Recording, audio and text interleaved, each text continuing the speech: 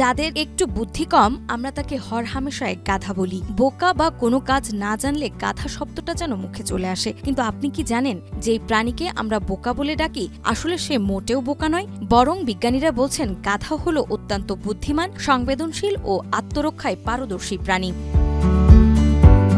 গাধার স্মৃতিশক্তি অবিশ্বাস্য রকম ভালো। গবেষণায় দেখা গেছে তারা ২০ থেকে ২৫ বছর আগে দেখা জায়গা কিংবা অন্য কোনো গাধাকে সহজেই চিনে ফেলতে পারে। শুধু তাই নয়, গাধা প্রচণ্ড জেদি স্বভাবের। তাদের ভয় দেখিয়ে বা জোর করে কোনো কাজ করানো প্রায় অসম্ভব।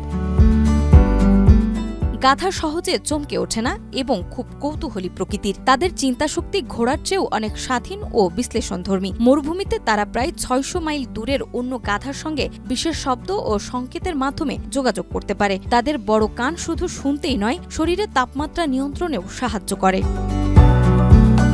আরও আশ্চর্যের বিষয় হল গাধা শুধু নিজের নিরাপত্তায় নয়, গবাদি পশু, ভেড়া বা ছাগলের মতো অন্যান্য প্রাণীদেরকেও রক্ষা করে। বন্য জন্তুর আক্রমণের সময় তারা বিশেষ সংকেত দিয়ে দলকে সতর্ক করে।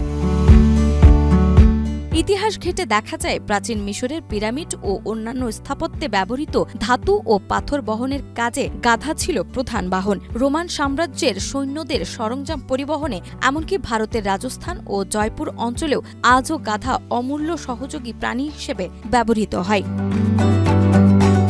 দুর্গম পাহাড় হোক কিংবা মরুভূমি, গাধা অনায়াসে পথ পাড়ি দিতে পারে। তাই এখন বিজ্ঞানীরা এক বাক্যে বলছেন গাধা কোনো বোকা প্রাণী নয়, বরং পরিশ্রমী, বুদ্ধিমান ও অনন্য এক সঙ্গী। চলুন এবার থেকে কাউকে গাধা বলার আগে আমরাও দুবার ভাবি। নাজমা, মাই টিভি।